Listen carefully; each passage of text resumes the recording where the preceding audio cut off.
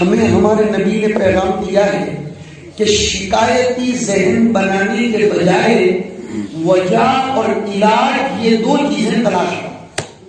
یہ بڑے کام کی بات کر رہا ہوں. شکایتی ذہن ہمارا نہیں ہونا چاہیے. اٹھے بیٹھے بس رونا رو رہے ہیں، یہ ہو گیا وہ ہو گیا، یہ ہو گیا وہ ہو گیا. نہیں، ہمارا ذہن شکایتی نہیں ہوگا. میرے پیٹ میں درد ہے تو مجھے ہمارے بھائی کو بولنا تو پڑے گا نا، مولانا فتح محمد صاحب کو کہ نہیں ہے، مثال دے رہا ہوں، فکر نہ کرے، یہ خدمت کرنے میں کوئی کوتاہی نہیں رکھتے، بلکہ انہوں نے آپ کے علاقے کی فکر کے لیے 4 مہینے پہلے سے تاریخ لے کے رکھی. وہ منظر بھی میرے سامنے ہے کہ کسی جگہ سے گاڑی میں سوار ہوئے اور پھر راستے میں بیٹھے بیٹھے یہ بھی مجھ کو پٹا رہے تھے اور بیچارے علاقے کی ہدایت کے لیے فکریں کرتے کرتے پھر میرا ہاتھ دبا دبا کر دھیرے دھیرے مجھ سے تعریف لے رہے تھے. میرا دل اس وقت کہہ رہا تھا کہ اللہ اپنے کیسے بندوں کو تیار کرتا ہے جو اتنے دور علاقے میں رہ کر 1 روپیے کا سوال نہیں کر رہے ہیں، وہ سوال کر رہے ہیں تو یہ کہ حضرت میرے علاقے کے لیے ایک تاریخ دے دو تاکہ میرے علاقے کے مسلمانوں کو نفع ہو جائے. اللہ ایسے افراد کو ہم سب کی طرف سے جزائے خیر. آمین. اور ابھی میں ہمارے بھائی مولانا کا بیان بیٹھے بیٹھے اوپر چھت پر سن رہا تھا، میرا دل خوش ہو رہا تھا اور میں نے آ کر ان کو فوراً نقدی مبارکباد دی، اس لیے کہ ہم لوگ تو آج کل اس میں بھی بخیل ہیں کہ کسی کو اچھا کام کرتے ہوئے دیکھتے ہیں تو اس کو ماشاءاللہ کہنے میں بھی پتہ نہیں ہم کو کیا ہو جاتا ہے. یہ بھی ایک اصلاح ہے. نہیں، کسی کو بھی اچھا کام کرتے دیکھو، چاہے وہ ہمارا ہو چاہے وہ کسی اور کا ہو، اس کو اچھی بات. اس کی بھی دلیل دیتا ہوں. مشرک کافر شاعر آئے تھے مدینہ میں، مشرک اور کافر شاعر آئے تھے، انہوں نے اپنے شعر کے ذریعے عجیب عجیب گل کھلائے تھے، لیکن ان کی بھی حضور نے تعریف کی ان من البیان للسحر. اور جملہ کہہ دیتا ہوں، اہل علم کے لیے بہت سی جگہ جملہ کام آئے گا. اوصاف کی تعریف کرنے سے افراد کی تعریف کرنا لازم نہیں ہے. اوصاف کی تعریف کرنے سے اشخاص اور افراد کی تعریف لازم نہیں آتی. لہذا اگر کسی انسان کی کسی صفت کی تعریف کرنی پڑے تو کر دو، چاہے وہ انسان اپنی ذات میں کیسا ہی کیوں نہ ہو. اس کی دلیل بھی دیتا ہوں، بغیر دلیل کے کوئی بات نہیں کروں گا. اس کی دلیل بھی دیتا ہوں.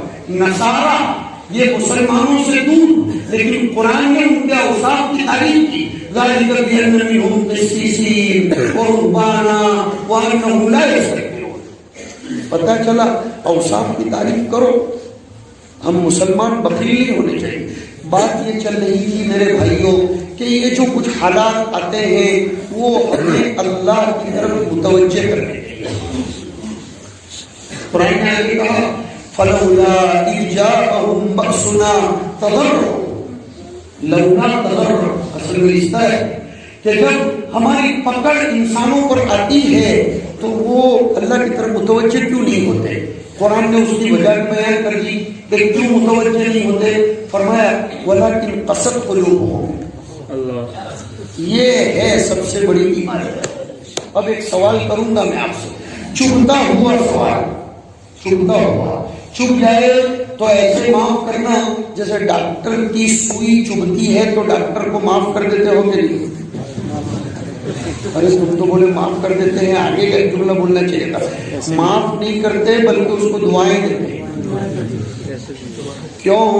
اس لیے کہ تمہیں معلوم ہے یہ سنو اصلاحی مجلس ہے نا، تو اصلاح کر رہا ہوں میری اپنے آپ کی اور آپ کی بھی، کہ ڈاکٹر آپ کو سوئی لگاتا ہے، کبھی کبھی دل چیرتا پھاڑتا ہے، لیکن آپ اس کو معاف ہی نہیں دعاؤں سے نوازتے ہیں. اس لیے جملہ سنو. آپ کو معلوم ہے کہ ڈاکٹر کی سوئی میں میرے لیے پیغام حیات ہے، پیغام شفا ہے. تو ویسے مدنی صاحب اگر آپ کو کوئی سوئی لگا دیں تو برا مت ماننا، اس میں میرے تمہارے لیے پیغام شفا ہے. میرا چبھتا ہوا سوال یہ ہے کہ مسلسل حالات چلنے کے باوجود ہمارے اندر عملی طور پر کیا تبدیلی ہے. 2 منٹ کے لیے رک جاؤ اور ذرا نیچے جھک کر اپنے آپ کا محاسبہ کرو. میں بھی کرتا ہوں. 2 منٹ کے لیے اپنے آپ میں غور کرو کہ ہمارے اندر کیا تبدیلی آئی.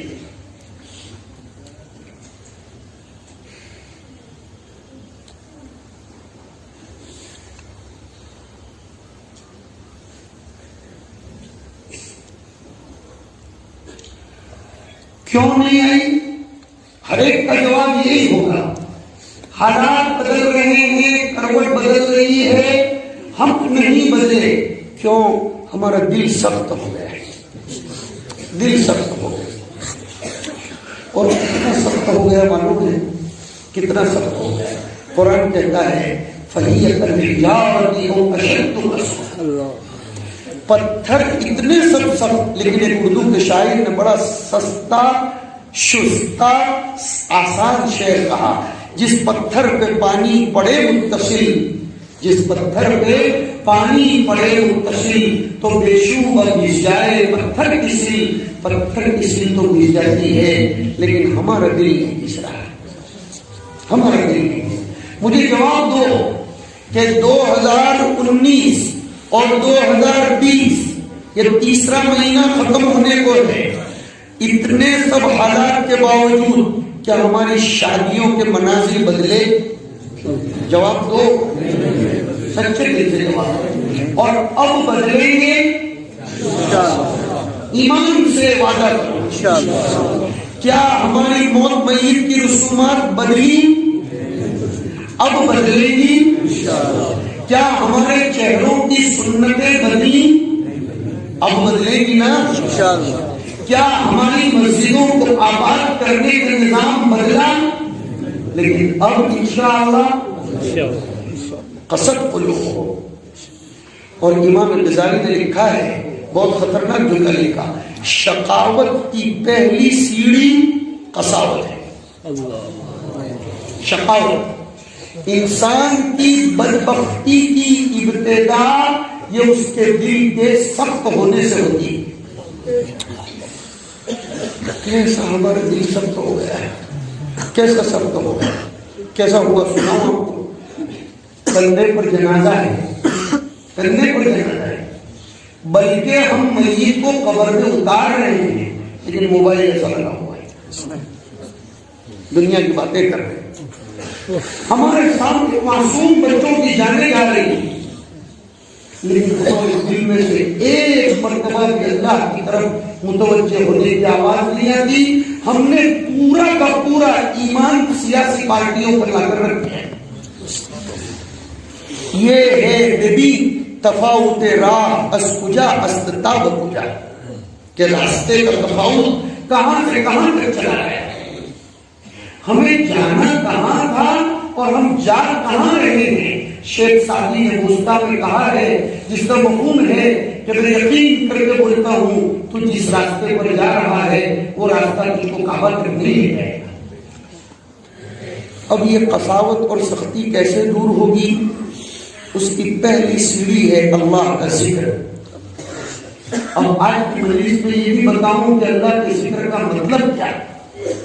اللہ کے ذکر کا مطلب صرف گنگنا لینا نہیں ہے۔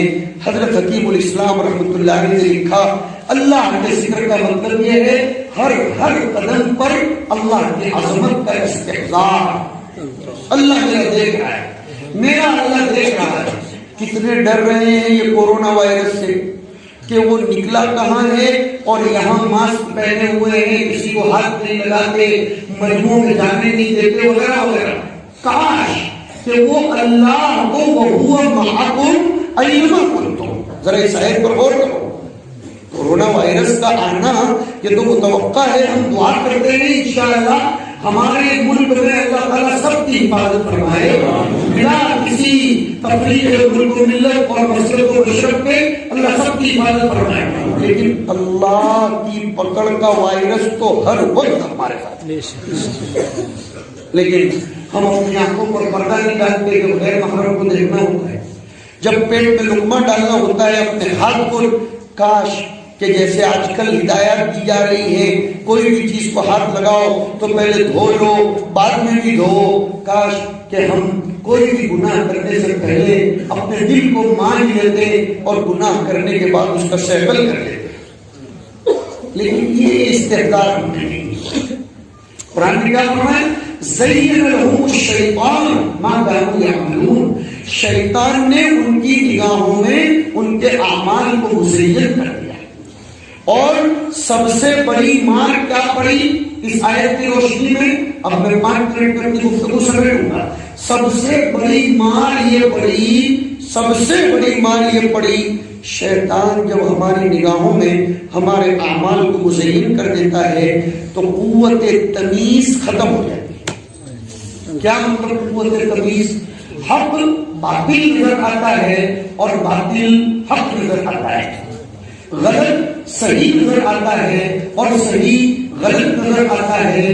اور اسی کی دعا حضور بار بار فرماتے تھے. آج کی اس مجلس کے حوالے سے کہوں، پابندی سے یہ دعا کرو، اللہم ارنا الحق حقا وارزقنا اتباعہ وارنا الباطل باطلا وارزقنا اجتنابہ. اے اللہ تو مجھ کو حق کا حق ہونا سمجھا دے اور پھر صرف سمجھا ہی نہ دے، اس کی پیروی بھی نصیب فرما، اور باطل کا باطل ہونا سمجھا دے اور اس سے دور رہنا نصیب فرما. جب یہ سمجھ میں آئے گا نا تو قرآن بھی سمجھ میں آتا چلا جائے گا. آخری پوائنٹ، قرآن کیسا سمجھ میں آتا چلا جائے گا معلوم؟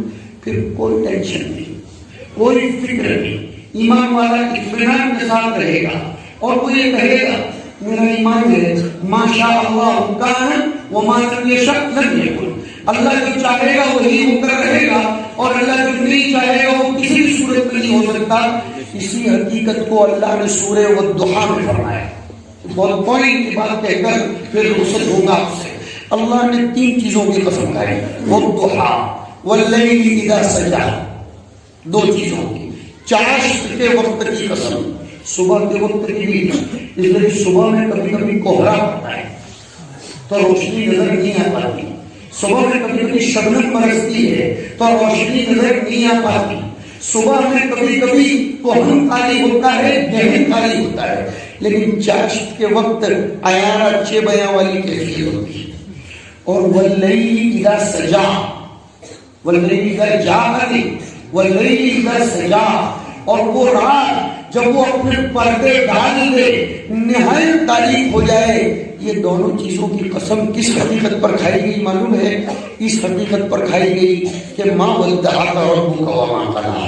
آج پیغام ہے آپ کے کہ چاشت کا وقت ہمیشہ نہیں رہتا. ہر تمازت والے آفتاب کو بھی پھر غروب کا سامنا کرنا پڑتا ہے اور ہر غروب ہونے والے آفتاب کو پھر تمازت کا سامنا کرنا پڑتا ہے. تو اٹھنے والی طاقتوں کو کبھی گرنے کا سامنا کرنا پڑتا ہے اور گرنے والی طاقتوں کو کبھی اٹھنے کا سامنا کرنا پڑتا ہے. کبھی بھی یہ حقیقت پر سمجھنا کہ ماں ودعک ربک وما قلی. اے نبی تیرے رب نے تجھ کو چھوڑا نہیں ہے، وہ تجھ سے ناراض نہیں ہوا ہے. یہ تو وقتی عباب بحر کو دیکھو کہ کیسے سر اٹھاتا ہے، عباب بحر کو دیکھو کہ کیسے سر اٹھاتا ہے. تکبر وہ بری شے ہے جو فوراً ٹوٹ جاتا ہے. ماں ودعک ربک وما قلی. اور ایک مومن ہونے کی حیثیت سے تیری نظر ہونی چاہیے وَلَلْآخِرَةُ خَيْرٌ لَكَ مِنَ الْأُولَىٰ. اور پھر وعدہ کیا وَلَسَوْفَ يُعْطِيكَ رَبُّكَ فَتَرْضَىٰ. تیرا رب تجھ کو اتنا دے گا، اتنا دے گا، اتنا دے گا کہ تو خوش ہو جائے گا. اور میں بہت سمیٹ رہا ہوں، بہت زیادہ کنٹرول کر رہا ہوں، ورنہ باتوں سے ورود بحمدللہ ہو رہا ہے. اس سورت کے بعد فوراً علم نشرح لک صدرک کی سورت کو قرآنی ترتیب کے اعتبار سے رکھنے کی حکمت واللہ اعلم یہ سمجھ میں آتی ہے کہ وہ والضحیٰ واللیل اذا سجا کے ذریعے سمجھائی جانے والی حقیقت انہی کو سمجھ میں آئے گی جن کو شرح صدر کی کیفیت حاصل ہوگی.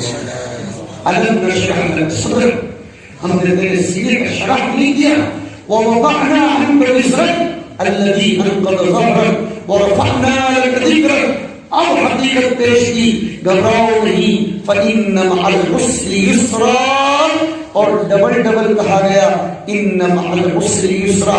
لیکن یہ بھی کہا گیا کہ مسلمان خوشیوں کے جذبات میں آ کر اچھلنے لگے، بلکہ خوشیوں کے حاصل ہونے پر یہ سمجھے ہم نے اپنا مقام حاصل کر لیا. فَإِذَا فَرَغْتَ فَانصَبْ وَإِلَىٰ رَبِّكَ فَارْغَب. یہ ہمارا کام ہونا چاہیے. تو میرے بھائیوں اصل چیز ہے اللہ کی شریعت پر مضبوطی سے جمے رہنا. مجھے آیت اور ایک یاد آ گئی, میں نہیں چاہتا ہوں کہ وہ آیت بیان کرنا آپ کے سامنے چھوڑ کر جاؤں, اس لیے کہ گھبرائی ہوئی امت کو امید دلانا یہ ہمارا فرض ہے. میں نے کہا تھا آپ کو کہ ہم ڈرانے کا کام کبھی نہیں کرتے, البتہ ہم چوکنا ضرور کریں. چوکنا کرنا ایک الگ بات. میرے نبی مال کے بارے میں چوکنا کرتے تھے, تب تو ہم نے اصل میں یہ سمجھ رکھا ہے, معاف کرو, کہ ہمارے نبی نے ہماری نمازوں کو ہی سنبھالا. نہیں, ہمارے نبی نے ایک مرتبہ مال لے کر کسی کو مکہ بھیجا اور اس کے ساتھ جو جا رہا تھا اس کو یہ بولا, یہاں کی زبان میں مثال دے کر سمجھاؤں کہ بھائی تم یہاں میڈل سے جموں یہ مان لے کر جا رہے ہو, یہ تمہارا ساتھی کہاں کا ہے؟ کہ وہ سندر بنی کا ہے. اگر سندر بنی آئے نا تو برابر تیزی سے گاڑی چلانا سنبھل کر رہنا, اس لیے کہ اس کا خاندان سندر بنی میں رہتا ہے. وہ کہیں ان کو خبر کر دے گا اور وہ پورے کے پورے لوگ تم پر حملہ کر کے یہ مال تمہارا ہڑپ کر لیں گے. اور ہوا بھی ایسا کہ جب سندر بنی آیا تو وہ ساتھی نے کہا میرے خاندان والوں سے مل کر آتا ہوں, کہ تم جاؤ. وہ گیا, اس نے یہاں ٹاپ گیئر میں گاڑی ڈالی اور سیدھا جموں پر جا کر کھڑا ہو گیا. جس نبی نے لوگوں کے مال کو اتنا بچایا ہے وہ نبی لوگوں کی جان کو کتنا بچانا ہوگا. کون کہتا ہے کہ اسلام لوگوں کی جان سے کھیلتا ہے؟ اسلام نے لوگوں کی جانوں کو جتنا تحفظ دیا ہے, اسلام نے جتنا عدل دیا ہے, اسلام نے جتنا انصاف کیا ہے, اسلام نے جتنا انصاف کیا ہے, اسلام نے جتنی شانتی دی ہے, لیکن حقیقت یہ ہے ہم لوگ پریکٹیکلی اعتبار سے وہ نہیں سمجھا رہے ہیں, اس لیے ہمارے بارے میں غلط فہمی ہو رہی ہے. اور میں وہ کہہ رہا تھا نا, اگر 5 سال میں ٹائم ہو جائے تو بھائی اصل میں یہ ہے خدا کے وعدے لینے کے لیے صرف مسلمان بن جانا کافی نہیں. بڑی پیاری آیت یاد آ رہی ہے مجھے, ان الذین قالوا ربنا اللہ ثم استقاموا تتنزل علیہم الملائکۃ ان لا تخافوا ولا تحزنوا وابشروا بالجنة التي كنتم توعدون. اور آگے کا ٹکڑا کو پڑھتے ہوئے آدمی جو ہوتا ہے, نحن اولیاؤکم فی الحیات الدنیا وفی الآخرہ. تم سمجھتے ہوں گے کہ مولانا کو صرف آخرت بتاتا ہے, تم سمجھتے ہوں گے کہ یہ مولوی ملا کو صرف جنت دکھاتے ہیں.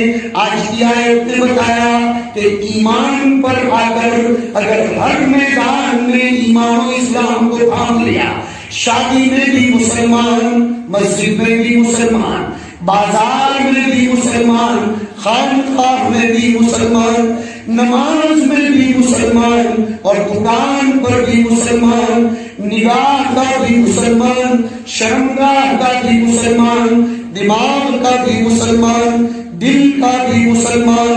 اگر تو ایسا بن گیا تو دنیا میں تیری حفاظت, تیری سیکیورٹی اور تیرا جو کچھ ہے سارا کام کرنے والے ہم ہی ہم ہیں. اور مفسرین نے کمال کر دیا, فرمایا کہ اللہ انا ولیکم نہیں فرما رہا ہے بلکہ نحن اولیاؤکم کہہ کر اس طرف اشارہ کر رہا ہے, میں میری الگ الگ مخلوق کو تیری ولایت و عبادت میں لگا دوں گا.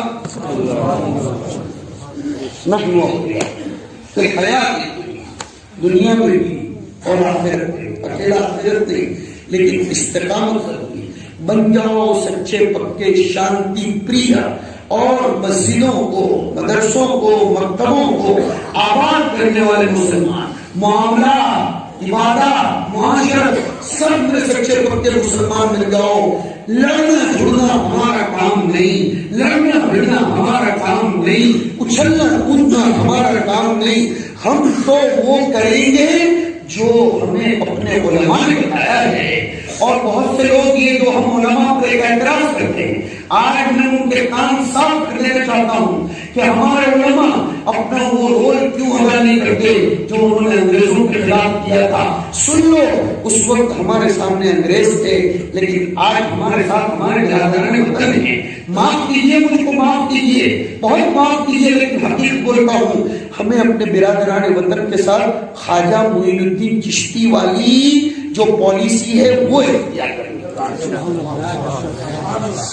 یہ ہے ہمارے علماء کی دورندشی۔ خاموخواہ کے لیے باتوں کا بطریقہ بنانے والوں، اگر تمہیں بہت جوش ہے تم اپنا کام کرو، لیکن ہمارے مدارس سے کبھی بھی ہم ملک کے اندر آگ سے جانے کا پیغام کبھی بھی جاری نہیں کریں گے۔ اور یہ خطہ، یہ جموں اور کشمیر تو تصوف کی بنیاد ہی پر تو آگے بڑھا ہے۔ یہاں کا اسلام، یہاں کی مدارس یہ تصوف کی دین ہے، اور تصوف کی شروعات ہی ہوتی ہے اللہ کی طاقت کے استعداد سے۔ چار کام آپ کو کرنے پڑیں گے۔ پتہ نہیں میں اتنا موڈ میں نہیں تھا، لیکن آج میرے عادت کے خلاف وقت سے آگے جا رہا ہوں۔ کوئی بات نہیں، ظہر کا وقت ختم تو نہیں ہونے دوں گا، ابھی شروع ہو۔ چار کام ہمیں کرنے ہیں ہمارے اس ملک میں، ہم کو چار کام کرنے۔ کون کون کرے گا؟ بڑے اچھے لوگ ہیں جو سننے سے پہلے انگلی اٹھا دیتے ہیں، اور واقعی اگر ایسا ہی ہونا چاہیے، ایسا ہی ہونا چاہیے کہ آپ کو اپنے بڑوں پر اتنا اہتمام ہو کہ ہمارے علماء جو کہیں گے وہ ہمارے فائدے کے لیے کہیں گے۔ چار کام آپ کو کرنے۔ نمبر 1 وحدت، نمبر 2 خدمت، نمبر 3 دعوت، اور نمبر 4 رجعت۔ وحدت، خدمت، دعوت اور رجعت۔ وحدت کا مطلب یونٹی، مل کر رہو، سب کے ساتھ مل کر رہو۔ یہ کیا مصیبت ہے، چھوٹی چھوٹی باتوں میں لڑنا جھگڑنا، تیری گاڑی مجھ سے آگے کیوں چلی گئی، میری مجھ سے آگے، یہ جہالت کی چیز ہے۔ وحدت، ایک ہو کر رہو۔ کب تک ہم اندر اندر لڑتے رہیں گے؟ جب اصل کھانے والے ہی روٹی کے ٹکڑے پر لڑتے ہیں تو تیسرا اس کے اوپر حکومت کرتا ہے۔ وحدت۔ اور نمبر 2 پر ہمارے ذہن خدمت کا ہونا چاہیے، خدمت کا، بلکہ میں تو آپ کو درد دل سے کہوں گا ایسی خدمت کرو جو ہم لوگوں نے شروع کر رکھی ہے گجرات وغیرہ کے علاقے میں۔ روزانہ فجر کی نماز کے بعد سول جتنی بھی ہاسپٹلس ہیں، بلا کسی تفریق کے، نہ ہندو نہ مسلمان، کچھ نہیں، سب کو چائے پہنچاؤ، سیب پہنچاؤ، ناشتہ پہنچاؤ، اور سب کے دلوں کے دروازوں کو دستک دو، اور پریکٹیکلی طور پر یہ ثابت کرو کہ ملک کا میڈیا تم کو ہمارے بارے میں خواہ بدگمان کر رہا ہے۔ ہم وہ ہیں جو تمہیں دکھ رہے ہیں، ہم وہ نہیں ہیں جو تمہیں دکھایا جا رہا ہے، بلکہ ہم وہ ہیں جو تمہیں دکھ رہے ہیں۔ یہ کرنا پڑے گا۔ برا لگے تو معاف کرو، شاید ہضم کرنے میں دیر تو لگے گی، لیکن مجھے یقین ہے کہ ہو جائے گا۔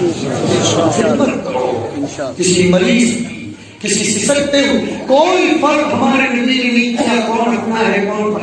اس لائن سے پریکٹیکلی طور پر جو ایمان پھیلتا ہے وہ قول سے نہیں۔ اقبال کہتے تھے، اقبال بڑا اپدیشک تھا، من باتوں میں منہ لیتا تھا، گفتار کا غازی بن تو گئے سیاسی لوگ، یہ سیاسی لوگ مطلب کہ گفتار کا غازی بن تو گیا، کردار کا غازی بن نہیں سکا۔